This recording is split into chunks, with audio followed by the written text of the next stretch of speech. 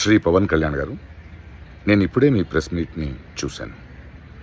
నేను చెప్పిందేంటి, మీరు దాన్ని అపార్థం చేసుకుని తిప్పుతున్నదేంటి? నేను ఇప్పుడు విదేశాల్లో షూటింగ్లో ఉన్నాను. 30వ తారీఖు తర్వాత వచ్చి మీ ప్రతి మాటకి సమాధానం చెప్తాను. ఈ మధ్య మీకు వీలైతే నా ట్వీట్ని మళ్ళీ చదవండి, అర్థం చేసుకోండి ప్లీజ్. పవన్ కళ్యాణ్ గారు చేస్తున్న ఈ దీక్షకి ప్రకాష్ రాజ్ గారు కూడా ఒక మాట అనేశారు. పవన్ కళ్యాణ్ వెనుక బీజేపీ కుట్ర చేస్తోంది, పవన్ కళ్యాణ్ బీజేపీ చెప్పినట్టు నడుస్తున్నాడు, అందువల్లే హిందువులని, హిందూ మతాన్ని, హిందూయిజాన్ని అడ్డు పెట్టుకుని మాట్లాడుతున్నాడు, దాని మీద రాజకీయాలు చేస్తున్నాడు అని. దాని మీద మీరేం చెప్తారు? ఎవరు ప్రకాష్ రాజు? ఏ ప్రకాష్ రాజు? సినీ నటుడు. ఏ ఊరైంది?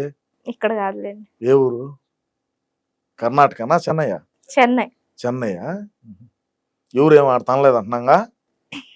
ఇటువంటి గడ్డిదినే పవన్ కళ్యాణ్ గారే హెచ్చరించినారు. సినిమా వాళ్ళు ఎవరైనా సరే మీరు మాకు సపోర్ట్గా, అదే హిందూ ధర్మానికి సపోర్ట్గా మాట్లాడితే మాట్లాడండి, లేదా మీ పని మీరు చేసుకోండి. వీడికి ఎందుకంట, వీడు ఏ రోజైనా కొండ మీద వినాడా? వీడికి కలియుగ దైవం వెంకటేశ్వర స్వామి గురించి ఏమి తెలుసు, చరిత్ర ఏం తెలుసు, హిందూ ధర్మం ఏంది, సనాతన ధర్మం ఏంది అనేది తెలుసా? తెలిసిన బోకులు ఎవరు మాట్లాడరు. నీ కులం నీ గొప్ప, నీ మతం నీ గొప్ప, నా కులం నాకు గొప్ప, నా మతం నాకు గొప్ప, నేను నిన్ను వేలెత్తి చూపిస్తే తప్పు. ఎవరిని చూపించకూడదు.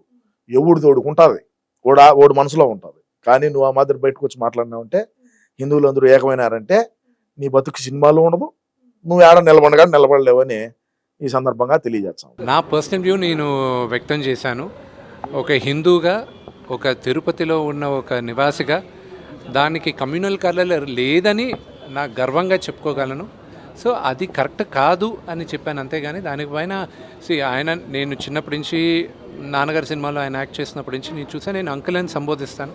ఆయన అంటే నాకు గౌరవం, అంతేగాని there is nothing controversial about it.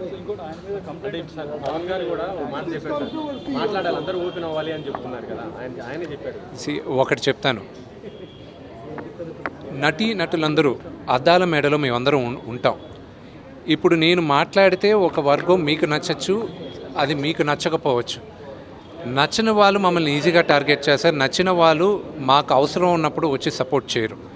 అందుకే నటులు చాలా జాగ్రత్తగా ఆచితూచి ఆలోచించి మాట్లాడాలి కూడా.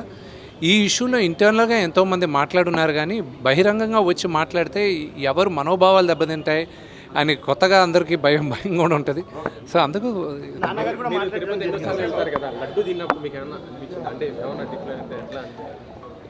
అండి, దేవుడి పైన నమ్మకంతో విషం తాగినా కూడా అది అమృతంలాగే ఉంటుంది. ఆ నమ్మకం ఏ లెవెల్లో ఉందనేది మనకి